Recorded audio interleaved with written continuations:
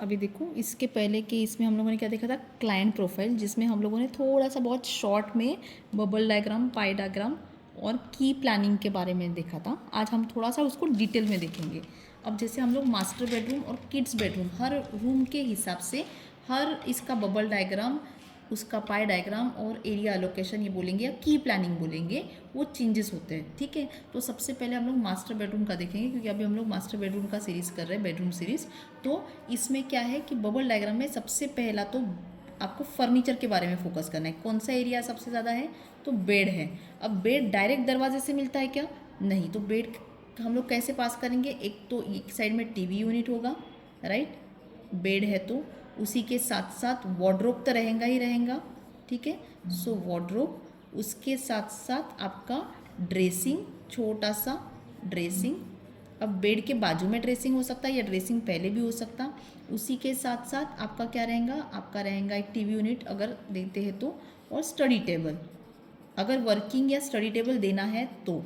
ठीक है, तो मैं क्या करूँगी, एक एंट्री पॉइंट दिखाऊंगी। अब एंट्री पॉइंट में मास्टर बेडरूम में क्या होता है, एट अ टाइम 3 से 4 से 5 लोग आ सकते हैं, तो एंट्री हमेशा ब्रॉड रहेगी। ठीक है, अब एंट्री ये ऐसा दिखा दूंगी क्या, तो ये सही रहेगा क्या, नहीं। एंट्री करते बराबर मैं कोई तो जगह पे स्पेस पे पहुंच रही हूँ। ठीक है, तो एंट्री जो है ये इस तरीके से डायरेक्ट ना करते हुए हमको एंट्री दिखानी है टीवी यूनिट के साथ, कि आते बराबर एंट्री में टीवी यूनिट आ रहा है। ठीक है, so this is my entry. ठीक है, अब टीवी यूनिट से मैं किस में जा रही हूँ, बेड पे। बेड पे 2 से 3 लोग जा रहे हैं, सो ये थोड़ा छोटा। वार्डरोब में एट अ टाइम बेड से वार्डरोब अटैच करती हूँ तो वार्डरोब में 2 लोग। टीवी यूनिट से भी वार्डरोब जा सकता है, सो 2 लोग। वार्डरोब से ड्रेसिंग हो सकता है सिंगल। ठीक है, बेड से भी ड्रेसिंग हो सकता है सिंगल। उसके साथ साथ बेड से स्टडी टेबल भी हो सकता है। स्टडी टेबल में कितने लोग, एक या 2 लोग। टीवी यूनिट को भी अटैच है ये, एक या 2 लोग टीवी यूनिट से भी।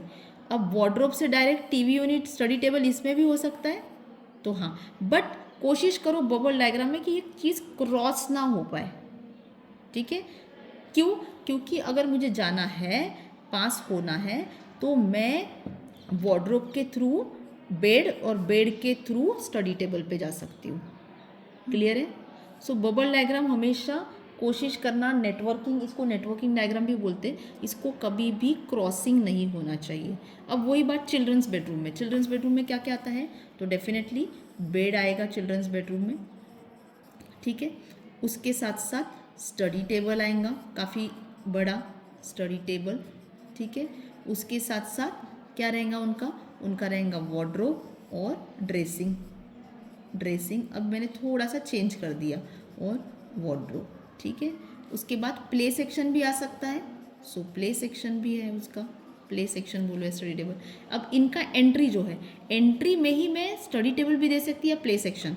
सो मेरा समझ लीजिए प्ले सेक्शन में 4 से 5 लोग गए, और वही प्ले सेक्शन के साथ साथ स्टडी टेबल।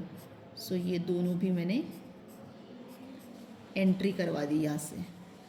ये हमेशा ऊपर से नहीं हो सकता, ये नीचे की तरफ भी एंट्री हो सकती, साइड में भी हो सकती, ये साइड में भी हो सकती। प्ले सेक्शन के बाद साथ में मैं ड्रेसिंग में गई, 2 लोग आराम से ड्रेसिंग पे जा सकते हैं। साथ में मैं वार्डरोब पे गई ड्रेसिंग के साथ, तो ये कनेक्टिविटी दिखा दी। वार्डरोब के साथ बेड पे भी कनेक्टिविटी दिखा दी, स्टडी टेबल के साथ भी कनेक्टिविटी बेड की दिखा दी, प्ले सेक्शन के साथ भी कनेक्टिविटी बेड की दिखा दी, ड्रेसिंग के साथ भी कनेक्टिविटी बेड की दिखा दी। तो ये ज़रूरी नहीं कि ऐसा ही एरो होना चाहिए, ये कभी ऐसा भी एरो हो सकता है, मतलब it is in and out दोनों तरफ, जैसे इधर से आना जाना हो रहा है तो इधर से भी आना जाना हो रहा है। सो ये क्या हो गया, ये हो गया पूरा कनेक्टिविटी, बबल डायग्राम जिसे बोलते हैं। ठीक है, ये आप इसको क्या करोगे, कलरफुल करोगे, तब जाके वो बबल्स बनेंगे, गोल गोल इज बबल्स, बबल डायग्राम। अब बबल डायग्राम से क्या होता है, तो सबसे पहले एक्टिविटी के बारे में बात करेंगे। बेडरूम में क्या होता है, स्लीपिंग, सीटिंग, ड्रिंकिंग, बहुत से लोग पानी वानी पियेंगे डेफिनेटली। चेंजिंग क्लॉथ्स, चेंजिंग होते हैं। स्टोरिंग होता है चीज़ों का। वॉकिंग भी होता है, चलना फिरना भी होता है। ड्रेसिंग मतलब पूरी तैयारी वैयारी, मेकअप वेकअप हो जाता है। वॉचिंग, बहुत लोगों के बेडरूम में टीवी यूनिट रहता है तो वहाँ पे टीवी वॉचिंग हो रहा है। रीडिंग, अगर स्टडी टेबल है तो रीडिंग राइटिंग दोनों भी चीज़ें हो रही है। स्टैंडिंग भी होता है, उसके बाद टॉकिंग भी होता है। ईटिंग बहुत कम केस में होता है, ईटिंग बहुत से लोगों के घर में अलाउड भी नहीं रहता, बट थोड़ा बहुत हम लोग स्नैक्स कभी कभी बेडरूम में खा भी लेते हैं।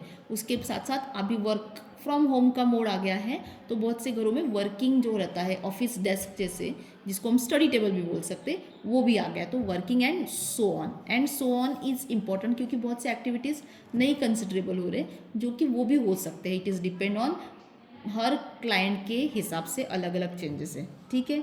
अब क्या कर दिया, अब एरिया अलोकेशन पे आते हैं। एरिया अलोकेशन मतलब एक तुमको रूम का साइज़ दिया जाएगा, उस रूम में हम लोग एरिया बाइफरकेट करेंगे कि भाई मेरा इतना जो है वो मेरा रहेगा वार्डरोब एरिया, तो इसको लिखना पड़ेगा आपको W वार्डरोब एरिया, या फिर पूरा वार्डरोब लिखूँ। इतने जगह पे अगर बेड दे रहे तो लिखो कि ये भाई मेरा बेड का एरिया रहेगा, बेड एरिया।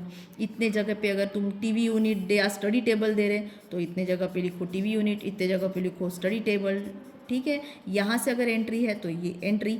इसमें सर्कुलेशन लिखना बहुत ज़रूरी है, स्पेस फॉर सर्कुलेशन। क्यों? क्योंकि सर्कुलेशन से ही पता चलेंगी चीज़ें कि हमको आना जाने के लिए स्पेस बचा है कि नहीं। वही किड्स बेडरूम की बात करें तो किड्स बेडरूम में आप बता सकते हो कि इतना में मैंने ड्रेसिंग दे दिया है, इतने में मैंने बेड दे दिया है। अब हो सकता है उनका बेड कर्व भी हो, राउंड भी हो, वो अलग शेप है, वो शेप में नहीं जाना, हमको सिर्फ क्या करना है, एरिया अलोकेट करना है। सो ये बेड हो गया, ये वार्डरोब हो गया, ये इसका स्टडी टेबल हो गया, और ये सर्कुलेशन और प्लस प्ले एरिया, ये भी आप लिख सकते हो कि दोनों एक साथ। सो इस तरीके से हमको क्या करना है, इसकी अलग अलग इस वार्डरोब के साथ साथ प्लस ड्रेसिंग भी बोल सकते हो, वार्डरोब प्लस ड्रेसिंग भी बोल सकते हो। सो ये अलग अलग एरियाज हो गए, ठीक है।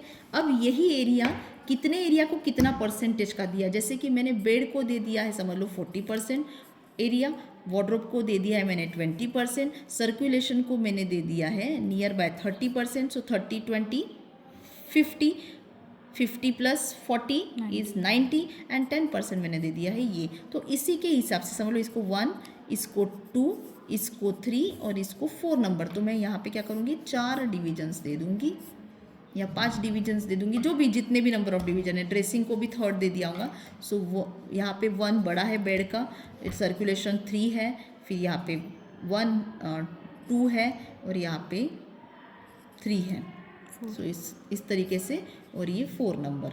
सो इस तरीके से अलग अलग देके हम लोग इसको भी जो यहाँ पे कलरिंग करेंगे उसी के हिसाब से हम लोग वैसे ही सेम दूसरा वाला भी बनाएंगे। अगर एक इसमें 4 है तो 4 ही बना दो, अगर 5 है तो 5 बना दो। अभी इसमें 1 2 3 4 5 है, सो मैं ये 1 2 3 4 5 है। अगर इसमें 1 2 3 4 ही है, सो ये 1 2 3 4 पर ये डिपेंड, अभी आपको किसको किसको बड़ा बनाना है उसके हिसाब से आप पाई डायग्राम जो है वो बनाओगे। उसको भी आप लोगों को क्या करना है, कलरिंग करना है। क्लियर? यहाँ तक कि हो गया आपका पाई डायग्राम, इसको बोलते हैं पाई डायग्राम, ठीक है। इसको भी कलरिंग। अब उसके बाद है सबसे इम्पॉर्टेंट प्लानिंग। हम फिर प्लानिंग में आएंगे, मतलब पहले क्या करेंगे हम लोग, पहले करेंगे बबल डायग्राम, जिसमें हम लोग सर्कुलेशन के बारे में सोच रहे, साथ में हम एक्टिविटीज़ के बारे में फोकस करेंगे। फिर हम लोग एरिया डिवाइड कर दिए और पाई डायग्राम बना दिए। इसके बाद इसके बाद जो एरिया डिवाइड हो गया है उसके बाद हम डिटेल लेआउट में आते हैं। डिटेल लेआउट में negative and positive spaces is a very very important topic. जब हम फर्नीचर देते, एग्जाम्पल के तौर पे मैंने यहाँ पे 2 बेडरूम के लेआउट्स बनाए हैं, ठीक है। 2 बेडरूम